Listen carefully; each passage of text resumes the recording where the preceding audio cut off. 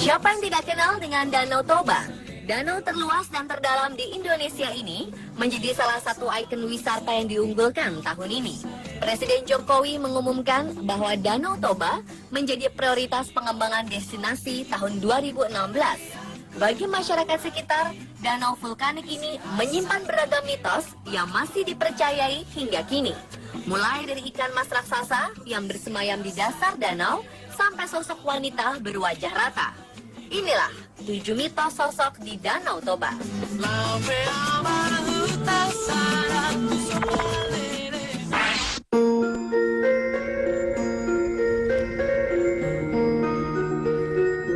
Ukuran Danau Toba yang luas dan dalam membuat kepercayaan tentang ikan mas raksasa yang bersemayam di dasar danau masih dipercaya secara turun-temurun. Masyarakat Toba meyakini bahwa ada 3 ekor ikan mas yang sangat besar.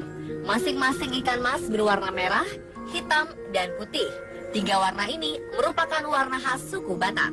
Banyak masyarakat yang mengaku sering melihat ikan ini dengan ukuran antara 5 hingga 10 meter melintasi danau.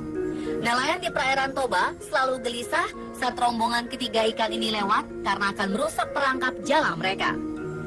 Karena kepercayaan ini, setiap ada ikan yang berukuran lebih besar dari biasanya akan diperlakukan dengan terhormat.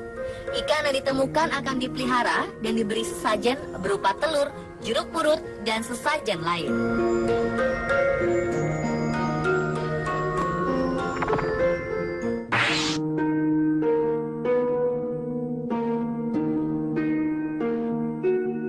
Sosok berikutnya adalah seekor naga penjaga Danau Toba. Konon kabarnya, naga ini adalah anak leluhur Toba yang menjaga danau agar tidak kering. Naga ini masih sering muncul hingga sekarang. Beberapa nelayan yang sedang menjala ikan di danau kadang sering bertemu makhluk besar bersisik seperti ular besar berenang di danau. Namun belum ada yang bisa membuktikan keberadaan naga ini. Dengan luas dan dalamnya danau, kepercayaan tentang naga ini tetap dianggap masuk akal. Panjang naga diperkirakan setengah dari keliling Danau Toba. Jadi, yang masih leluasa hidup di danau tersebut.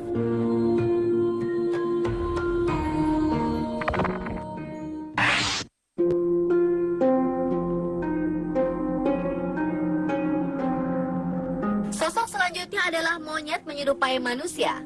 Sosok ini pertama kali tersebar ketika sekelompok mahasiswa menghabiskan malam bersama di tepi Danau Toba. Kelompok pemuda ini mengabadikan gambar mereka dengan berfoto bersama. Salah satu foto menampilkan sesosok makhluk yang agak aneh. Makhluk itu terlihat berada jauh di belakang mereka. Bentuknya seperti monyet, namun mirip manusia yang berwajah tua. Daerah sekeliling Danau Toba memang banyak yang masih belum terjamah oleh manusia. Jika kita berangkat dari Medan, kita akan melewati pegunungan dan hutan yang masih asli dan jarang dikunjungi manusia. Di hutan ini masih banyak monyet yang hidup dengan nyaman.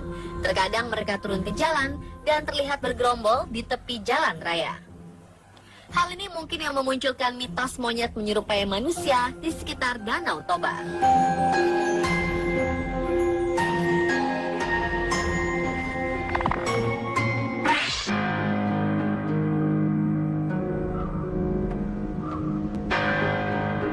Danau Toba dikelilingi oleh pegunungan yang masih asri.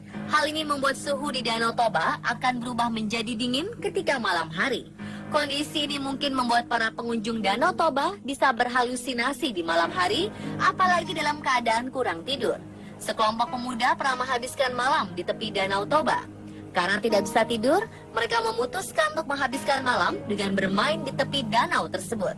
Salah satu pemuda tiba-tiba melihat sesosok wanita muncul dari permukaan air. Sosok ini semakin mendekat dan betapa terkejutnya pemuda ini bahwa yang dia lihat adalah seorang wanita yang bermuka rata, tanpa mata, hidung, dan mulut. Kemunculan sosok ini membuat sang pemuda ketakutan dan berteriak seperti orang kesurupan. Rekan-rekan yang bersamanya pun berusaha menyadarkan pria ini.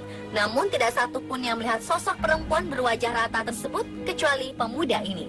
Cerita ini pun tersebar dan menjadi mitos di Danau Toba.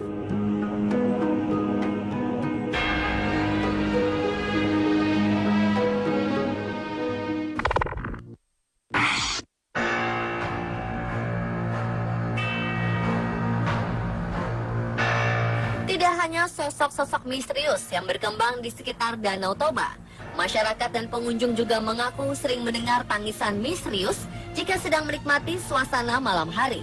Suara tangisan kesedihan ini terdengar memilukan, seakan masih memiliki hutang di dunia. Konon kabarnya, tangisan ini berasal dari korban-korban yang tewas tenggelam di Danau Toba.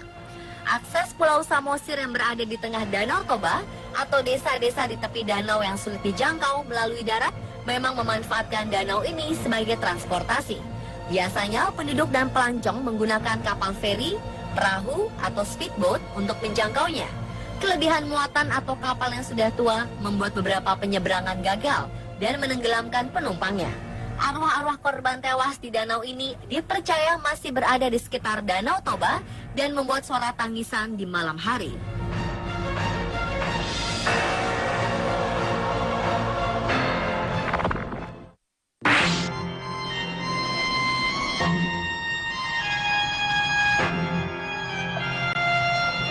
Pada akhir tahun 1948, Belanda kembali ingin merebut kemerdekaan negara Indonesia.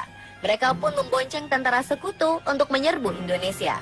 Hal ini membuat para pemimpin bangsa Soekarno, Syahrir, dan Haji Agus Salim dibuang ke Sumatera Utara. Awalnya mereka ditempatkan di Brastagi, kemudian dipindahkan ke Parapat, kota kecil yang letaknya di tepi Danau Toba.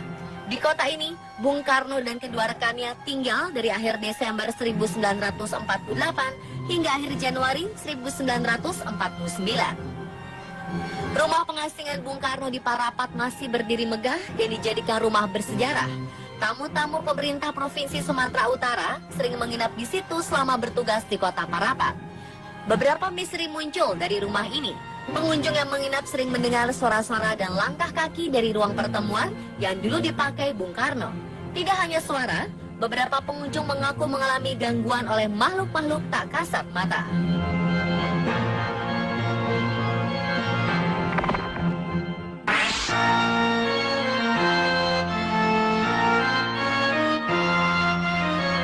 Begu Ganjang dalam bahasa Toba berarti hantu yang berukuran panjang.